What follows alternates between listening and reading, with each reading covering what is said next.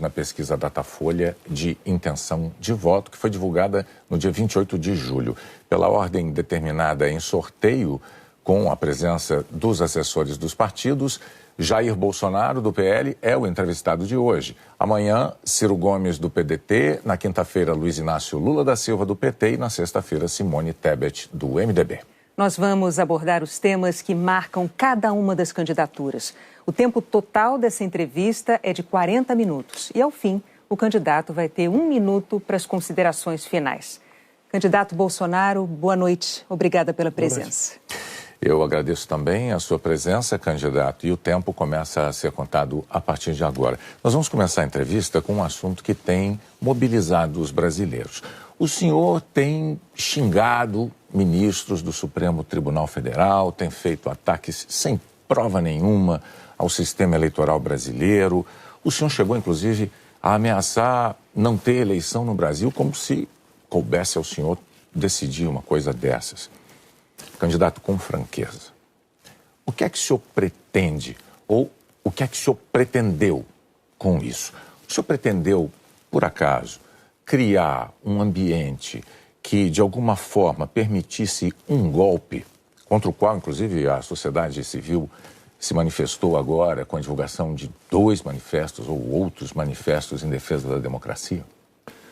Primeiro, você não está falando a verdade quando fala xingar ministros. Isso não existe.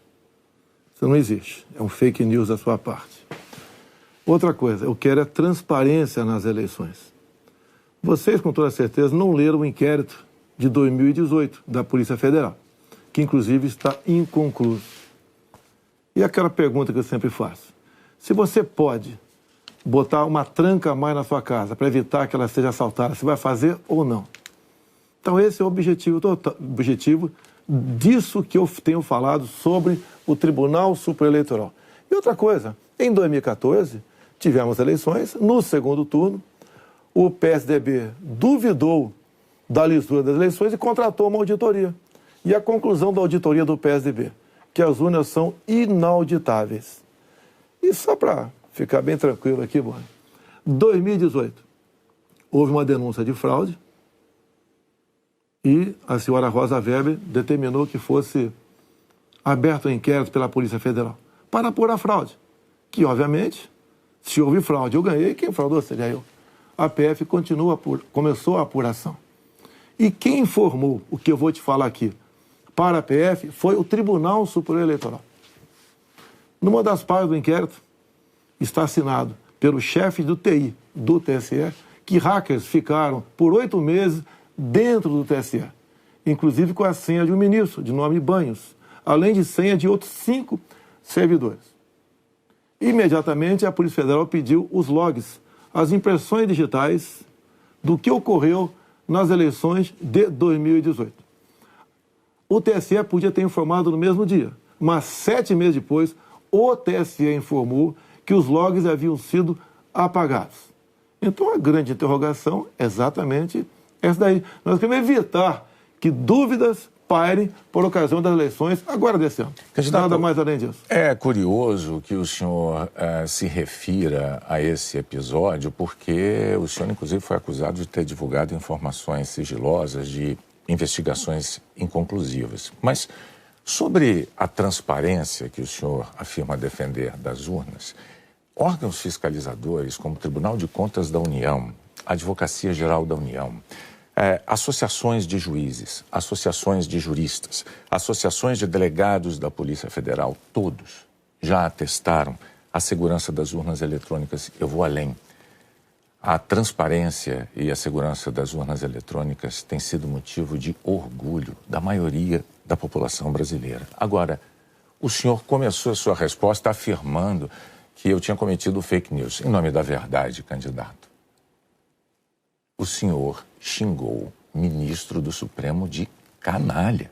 O senhor fez isso com o microfone. Então, e ele vinha fazendo contra mim. Mas, candidato, eu lhe perguntei qual era o seu propósito. Lembra a pergunta que eu fiz ao senhor? Qual era o seu propósito? Falou ministro. Foi um ministro específico. Senhor, Tá ok? Tá refeita aqui a dúvida? Mas não, é que o senhor disse que eu cometi fake news.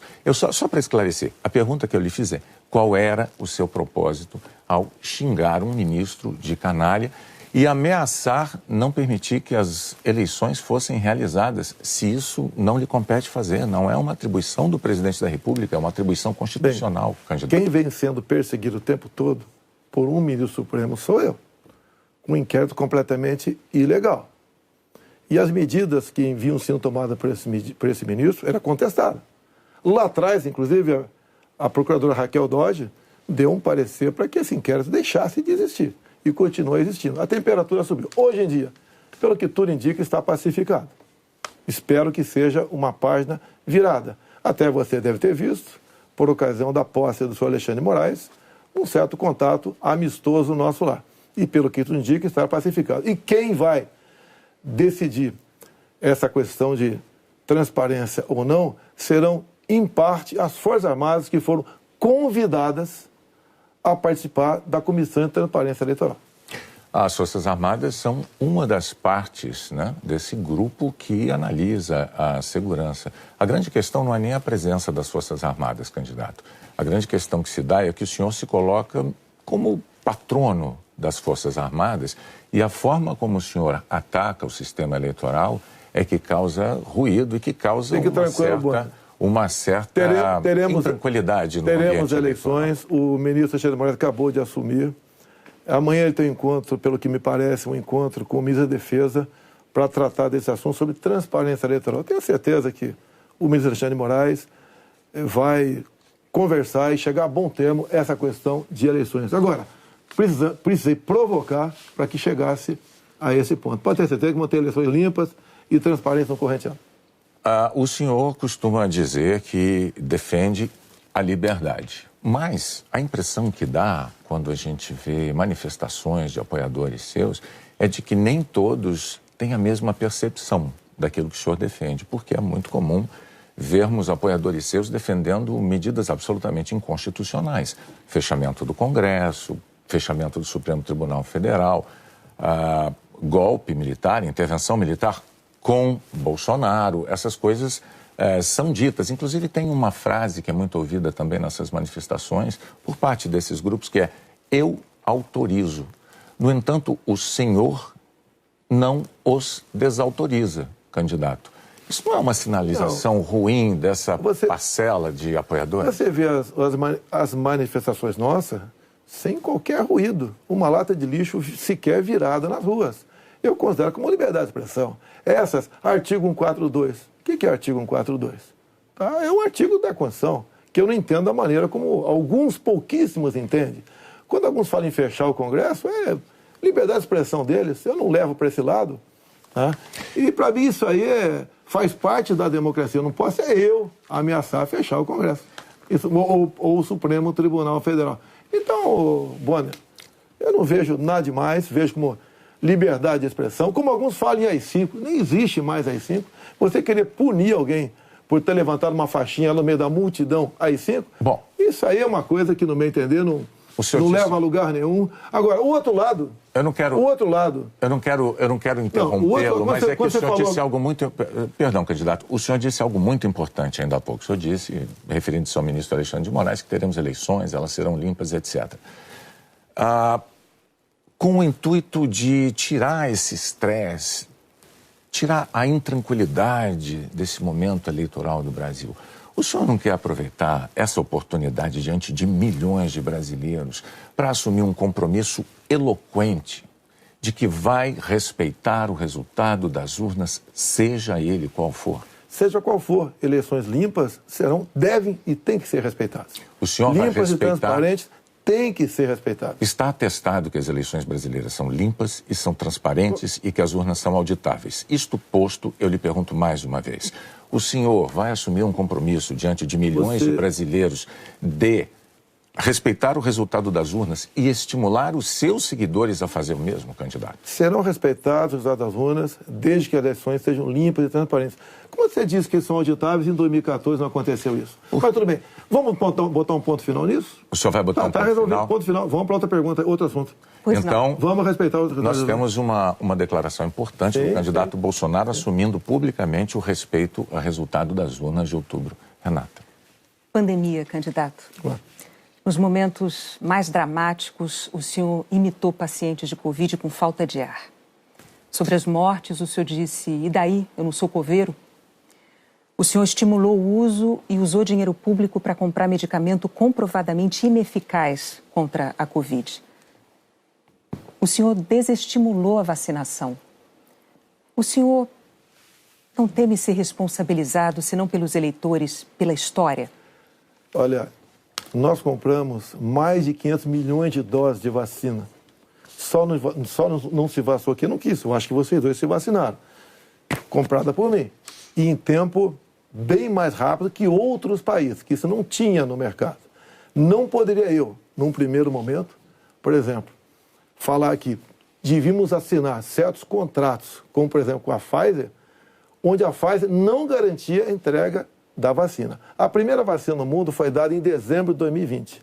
Em janeiro, nós já estávamos vacinando no Brasil. Então fizemos a nossa parte e o grande erro disso tudo foi um trabalho forte da grande mídia, entre eles a Globo, desestimulando os médicos a fazerem o tratamento precoce, que isso é conhecido como uma liberdade do médico. Quando algo é desconhecido, como até hoje é desconhecido ainda os efeitos possíveis, efeitos colaterais da vacina, desaconselhar, inibir, ameaçar, caçar o registro de médicos. Isso que foi errado feito durante a pandemia. Mas, candidato, o senhor desestimulou a vacinação. Isso não tem nada a ver com liberdade. O senhor chegou a dizer que quem tomasse a vacina poderia virar jacaré. Mas o senhor associou a vacinação ao vírus da AIDS. E mais, quanto às vacinas, a Pfizer esperou 93 dias por uma resposta quando a empresa procurou o governo para tratar de vacina. A Coronavac, o senhor desautorizou o ministro e chegou a suspender a compra da vacina. Não houve suspensão da minha parte. A questão da Pfizer. No contrato da Pfizer estava escrito: não nos responsabilizamos por qualquer efeito colateral. Outra coisa, a Pfizer não apresentou quais seriam os possíveis efeitos colaterais. Eu usei uma figura de linguagem: jacaré. Figura de linguagem? Sim. Você acha que é o caso de brincadeira? Não é brincadeira isso. Isso faz parte da literatura portuguesa. Então, brincadeira é, num momento difícil para o Brasil, a imprensa desautorizar os médicos pela sua liberdade de clinicar. Esse foi o grande problema. E outra coisa, eu não errei nada do que eu falei. Eu falei no início da pandemia que nós devíamos tratar dos idosos, pessoas com comorbidade, e o resto da população trabalhar. Isso eu falei e não errei. Hoje, muitos países já falam que o lockdown foi um erro, que as pessoas se contaminavam muito mais em casa do que nas ruas. E outra coisa, se falava em fazer o que o lockdown? Lockdown 1 mês, 2 meses no máximo para achatar a curva. Durou mais de 1 ano o lockdown. E até hoje continua gente falecendo por Covid. Ou seja, o lockdown serviu sim para atrapalhar a nossa economia e contaminar mais pessoas ainda em casa. Candidato, mas as medidas socioeconômicas importantíssimas, elas foram adotadas por governos no mundo inteiro justamente para sustentar o fique em casa no pico da pandemia, fique em casa se puder. Para que as pessoas pudessem proteger a própria vida e, ao mesmo tempo, receber um amparo econômico. Para evitar o colapso dos hospitais, aliás, como nós vimos em Manaus. Pessoas morrendo com falta de oxigênio por um erro de logística e gestão do seu ministro da Saúde. Negativo. Menos de 48 horas estavam chegando já cilindros lá em Manaus. Lá foi uma coisa atípica, anormal, que aconteceu de uma hora para outra. Menos de 48 horas, cilindros começaram a chegar em Manaus de alguns pontos do Brasil. Fizemos a nossa parte em Manaus. Não faltou da nossa parte recursos bilionários para governadores e prefeitos enfrentarem a Covid, construírem hospitais de campanha. Então fizemos a nossa parte. Raro país do mundo que fez algo melhor do que nós fizemos. E o resultado, até o OMS reconhece isso daí. Fizemos a nossa parte. O senhor mencionou 48 horas, o fato é que Manaus ficou uma semana, mais de uma semana, 9 dias, sem receber o apoio as pessoas com falta de oxigênio nos hospitais. Não é verdade isso. Agora, não é verdade. Candidato, sobre o seu comportamento, com as frases que eu mencionei, imitando pacientes com falta de ar, muitos viram isso como um sinal de falta de compaixão. Eu queria que você botasse no ar eu imitando falta de ar. Realmente... Mas falta de compaixão... Então você começou a mudar. Desculpe, você começou a mudar, tudo bem. Para eu completar a minha frase, muitos viram isso como uma falta de compaixão, de solidariedade com os doentes, com as vítimas, com os parentes das vítimas. O senhor se arrepende? A solidariedade, eu me manifestei conversando com o povo nas ruas, visitando a periferia de Brasília, vendo pessoas humildes que foram obrigadas a ficar em casa sem ter um só apoio do governador ou prefeito. Isso que aconteceu. E nós fizemos exatamente o quê? Demos o auxílio emergencial imediatamente. 68 milhões de pessoas humildes começaram a receber o auxílio emergencial. Eles estavam condenados a morrer de fome dentro de casa. O senhor não se arrepende das declarações? Ou ir para as ruas, fazer o que não queriam. Poderiam ter um caos na rua, caos porque pessoas com fome iriam para a rua. Criamos imediatamente o auxílio emergencial. Fizemos a nossa parte. Demos tanto dinheiro para governadores e prefeitos que a gente não tem notícia de eles terem atrasado folha de pagamento ou até mesmo 13º. E quando tivemos a oportunidade de investigar fraudes, aquela CPI do circo feita por Renan Calheiros, Omar Aziz e Randolfo Rodrigues, não quiseram investigar os desvios de recursos enviados para 9 governadores do Nordeste. Fizemos a nossa parte e tratei com muita seriedade essa questão. Agora, não adotei o politicamente correto. Não estimulei. Inclusive, o que eu falei é que quando foi decidido o que era essencial, o trabalho essencial, eu falei, deve ser todo aquele necessário para o homem ou a mulher levar o pão para dentro de casa. A própria MS concordou comigo nessa questão. Então o senhor chama isso de politicamente incorreto? O senhor não se arrepende do seu comportamento, das frases que fez, imitando pessoas com falta de ar, como solidariedade com as famílias que sofreram? Você acabou de falar que eu não imitei falta de ar e voltou a falar em falta de ar novamente. Você voltou a falar em falta de ar novamente. 700 mil mortos. A minha pergunta é muito específica. O senhor se arrepende disso? Lamento as mortes. Não tem que não perder um parente, um amigo. Lamento as mortes. Agora, não poderia ser tratada a Covid da forma como começou a ser tratada. E quando você fala em tratamento precoce, lembre-se que no protocolo do Mandetta tinha o tratamento precoce lá, mas só em casos graves, onde eu não concordei com ele. No início, o protocolo do Mandetta era vá para casa.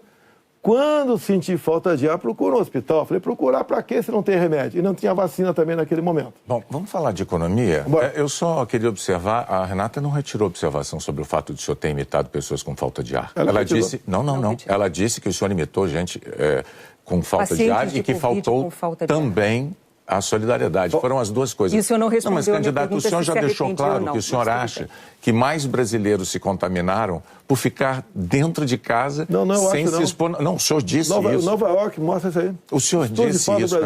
Então, vamos agora para a economia. Dentro de casa que fora de casa. Vamos para a economia. Vamos para a economia, que é um tema que o senhor também gostaria de abordar certamente. Em 2018, como candidato, o senhor disse assim, numa entrevista: eu sei do que é que o povo precisa.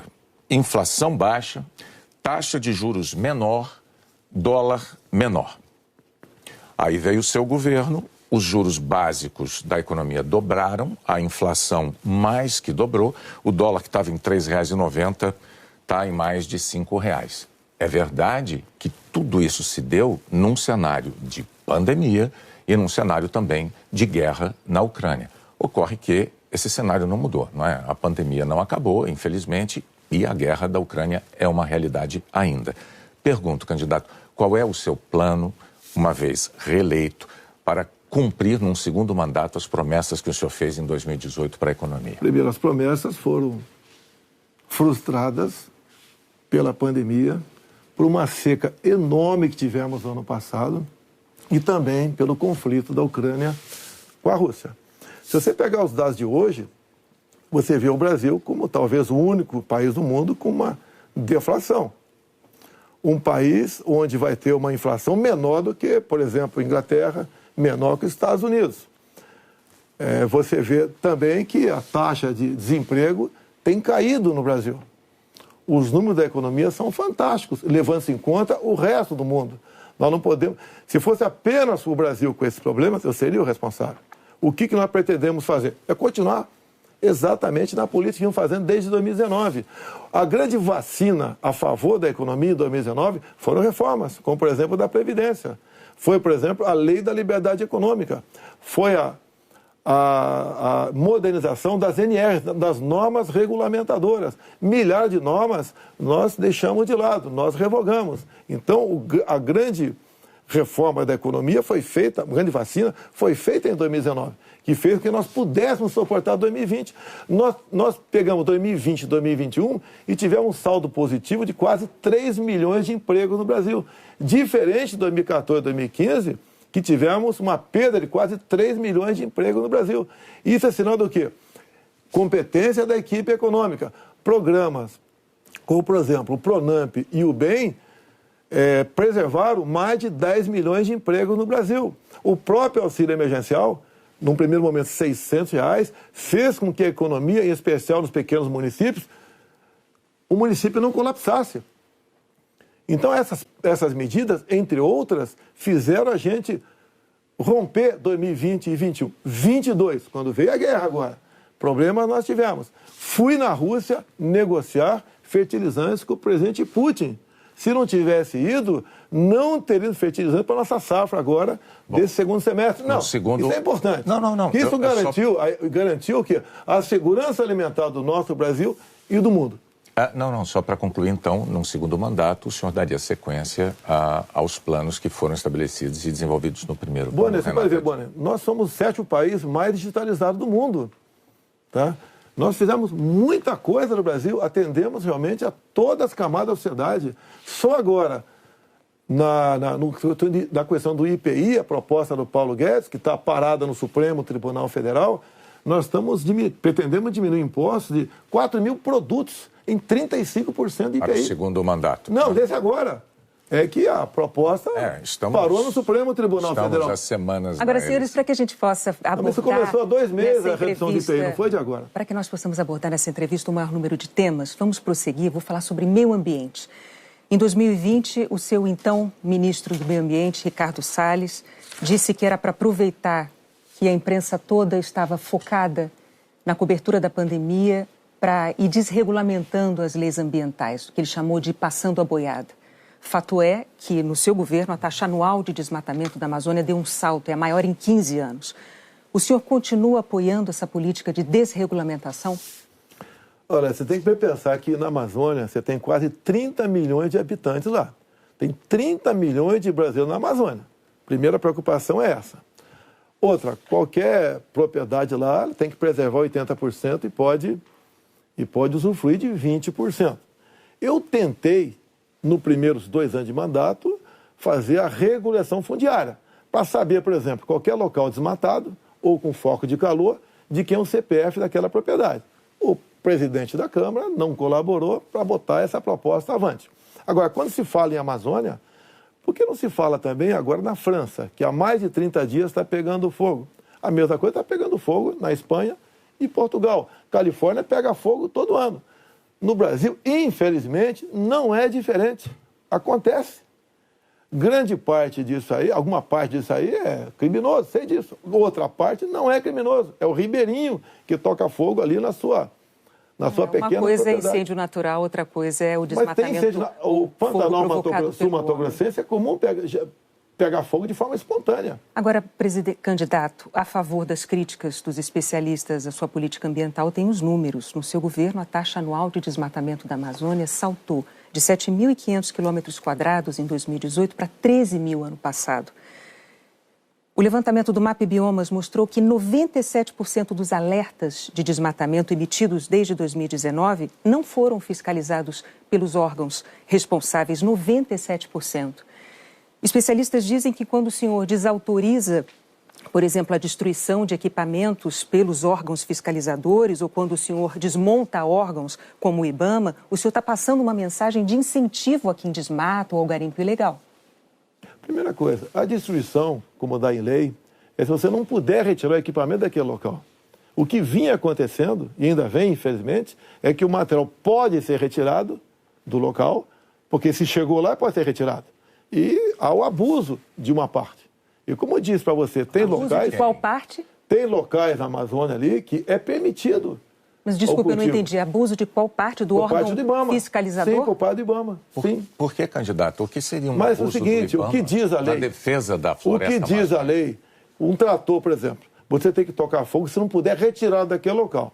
O que e muitas vezes o pessoal do IBAMA faz? Toca fogo mesmo podendo retirar o material de lá. Mas a quem interessa defender a posse de um trator utilizado para derrubar árvores na Amazônia, candidato? Mas não está derrubando árvore na Amazônia, está derrubando em áreas, muitas vezes...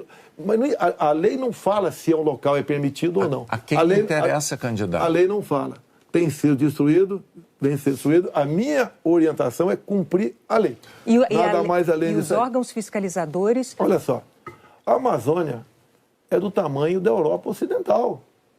Ali na Amazônia cabe uma Alemanha, cabe uma França, cabe uma Itália, cabe um Portugal, cabe um montão de países. Você pensa que fiscalizar, evitar que pegue fogo Mas assim, só para vamos entender, lá? Então, sobre a desautorização dos órgãos fiscalizadores para destruir equipamento apreendido? Não desautoriza, mando cumprir a lei. A lei fala que se o material puder ser retirado de lá, assim como entrou, não é para ser destruído.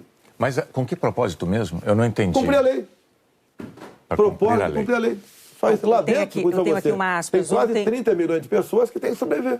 Eu tenho aqui uma aspas em que o senhor diz que não é para queimar nada, maquinário nem trator. Mas vamos adiante, o fato é que, sobre o meio ambiente, em 2018, o mundo tinha uma visão sobre o compromisso ambiental do Brasil. Hoje, o mundo vê o Brasil como um destruidor de florestas. Num segundo mandato, o que o senhor vai fazer para mudar essa imagem? Primeiramente, destruidor de florestas. É uma mentira. Ninguém quer destruir floresta, né, por livre e espontânea vontade. O acordo Mercosul-União Europeia estava travado. Com os problemas agora da guerra, Ucrânia, Rússia, a União Europeia quer acelerar o acordo conosco para o Mercosul. Dizer mais, a Alemanha está usando combustíveis fósseis. Por quê? Se eram os países que diziam que nós devíamos cada vez mais buscar aí energia limpa. Concordo com eles, mas a realidade é outra completamente diferente.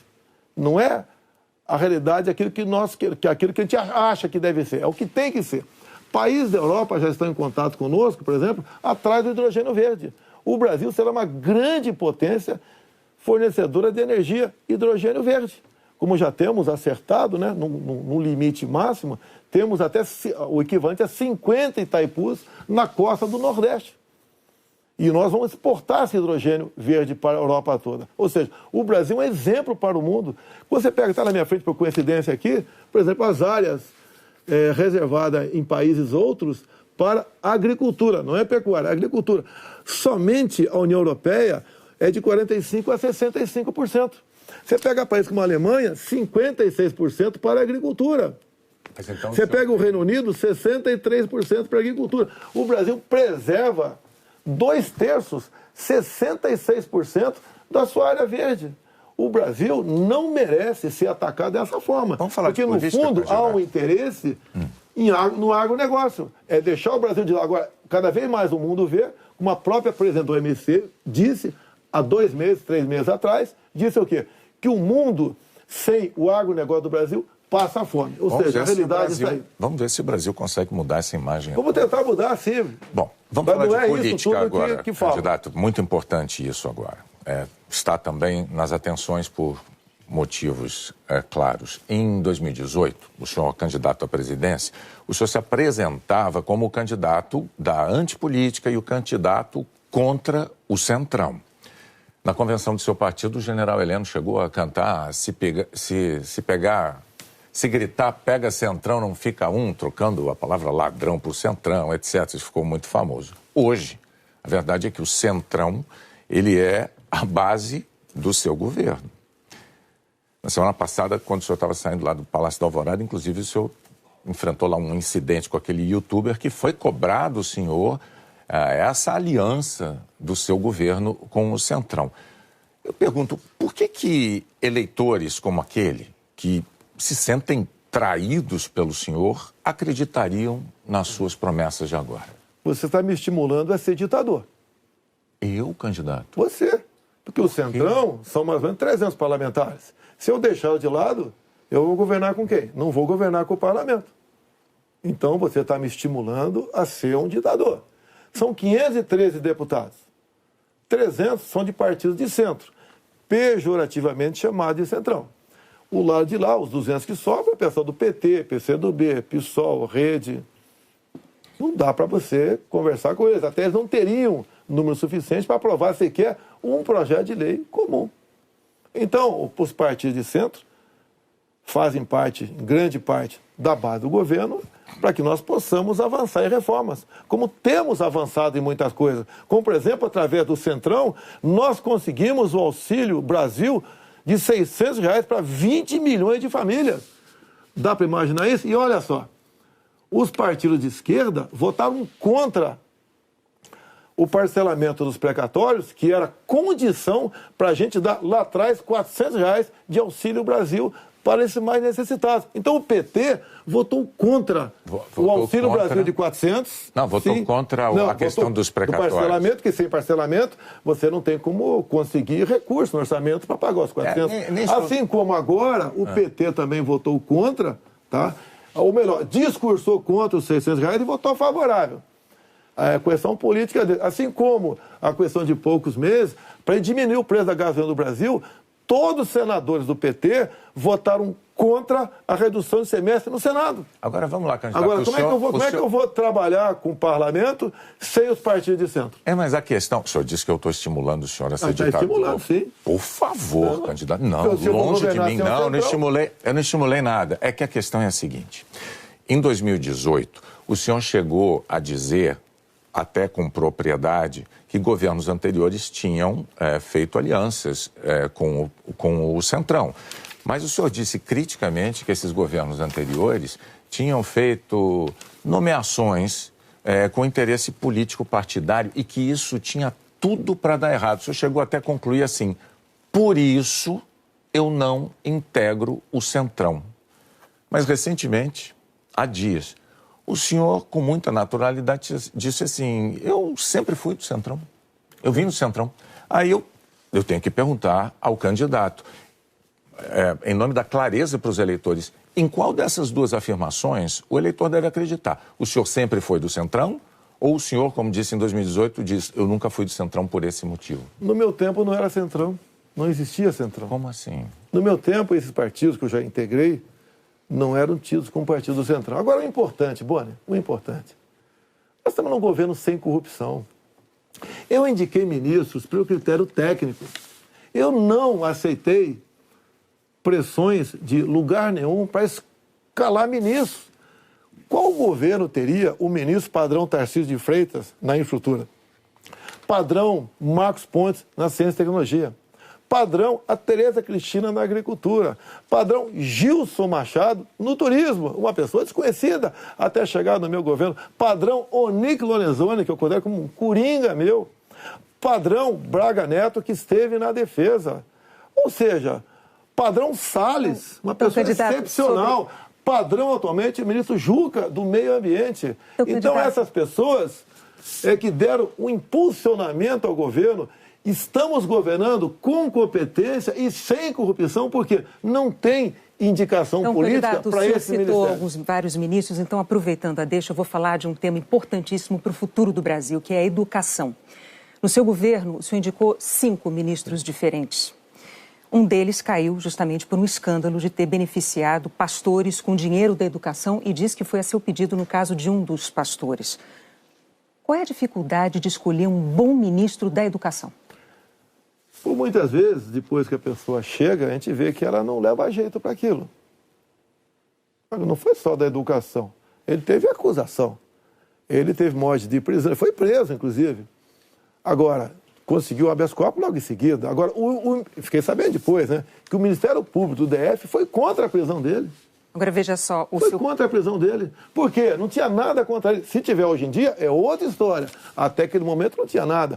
A questão de ter 2 pastores, um que está no gabinete dele, qual é o problema? Agora, se ele faz besteira, e se essa pessoa Agora, nós começamos a investigar o caso dos pastores. Não foi a Polícia Federal. Nós começamos a investigar com a CGU. Agora, só na área da educação, o primeiro-ministro escolhido pelo senhor caiu depois de 3 meses por causa de um escândalo, pediu que professores gravassem slogans de campanha seu. O segundo ministro praticamente fugiu do Brasil depois de ter insultado ministros do Supremo. O terceiro ministro nem chegou a assumir porque maquiou o próprio currículo. O quarto ministro envolvido no escândalo de corrupção. Quais são os critérios que o senhor usa para escolher um ministro de uma área tão vital para o futuro do país? As pessoas se revelam quando chegam. Atualmente, eu tenho um excelente ministro da Educação. Não acontece. É igual um casamento, muitas vezes. Mas o senhor concorda que essa alta rotatividade prejudica o ideal era não ter vários... O ideal era não ter rotatividade nenhuma, mas acontece. Outros ministros foram trocados também. Bom, por vários motivos. Agora, depois desse escândalo do MEC... Que escândalo do MEC, Boni? A saída do ministro Mas a saída é escândalo, MEC?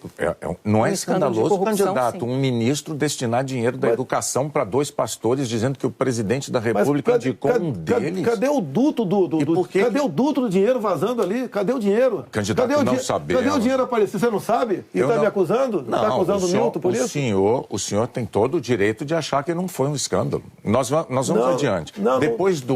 Depois do caso do ministro Milton Ribeiro no MEC, o senhor atenuou um pouco o seu discurso de que não havia corrupção no seu governo. Antes não tinha corrupção. Hoje, o senhor diz que os casos pipocam.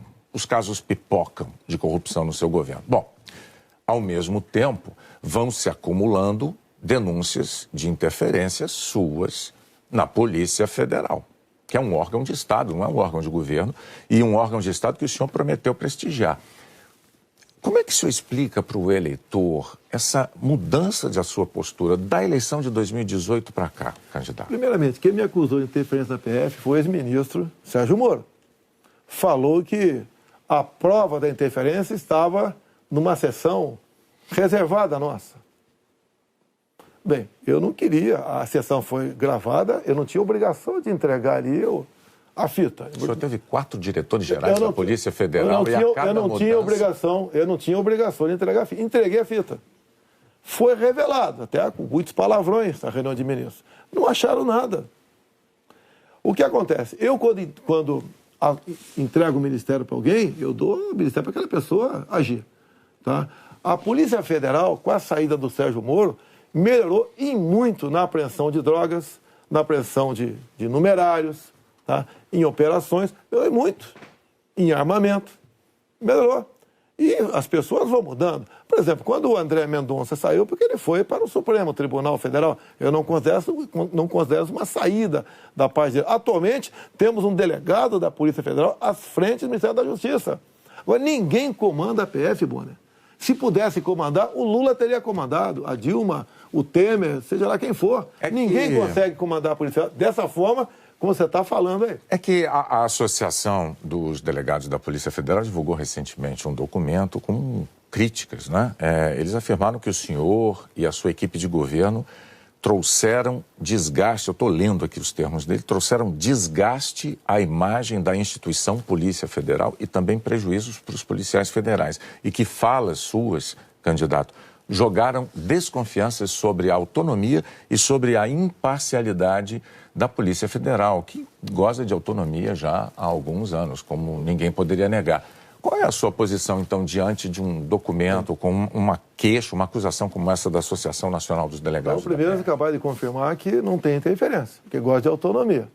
Outra coisa, peraí, eles acabaram de mostrar para mim que não tem interferência, gosta de autonomia. Eles dizem que o senhor jogou, as suas palavras jogaram desconfianças sobre a autonomia da PF, candidato. Não. Acabaram de falar que eu estou certo, não tem interferência lá. Contrário. Outra coisa, eles queriam uma reestruturação de carreira agora.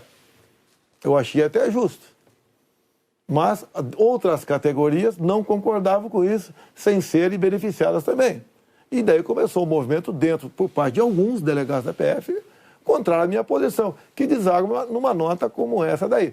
Eu queria, inclusive, reestruturar a Polícia Rodoviária Federal, que era bem mais fácil, menos onerosa. Os delegados, essa mesma associação, não topou fazer isso aí. Então, aí está uma briga política, salarial, por trás disso. Candidato, o senhor agora tem 1 minuto para suas declarações finais. Pois é, passou rápido. Eu queria ficar algumas horas com vocês aí. Tá? Quando o senhor começar, a gente começa a contar o tempo. Vamos lá. O que eu tenho a falar para a população brasileira? Peguei o Brasil numa situação crítica, na questão ética, moral e econômica. Começamos a trabalhar, tá? Fizemos muitas reformas em 2019. Infelizmente tivemos a Covid, depois tivemos a guerra lá fora, tá? Tivemos uma seca enorme. E nós fizemos tudo o possível para que a população brasileira sofresse o menos possível. Isso nós fizemos.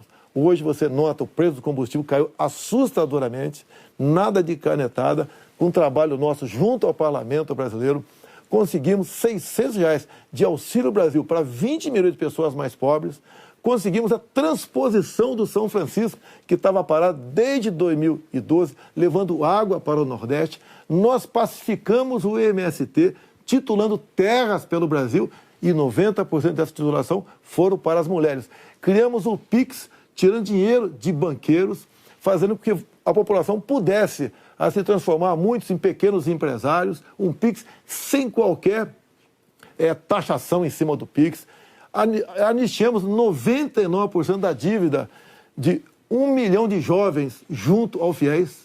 Encerrou? Acabou. Muito obrigado aí, até a próxima. É boa, né? Renato, até a próxima. Candidato, mais uma vez, muito obrigado por ter vindo e por ter prestado esses esclarecimentos ao público telespectador, aos eleitores brasileiros. Nós voltamos ao estúdio do Jornal Nacional.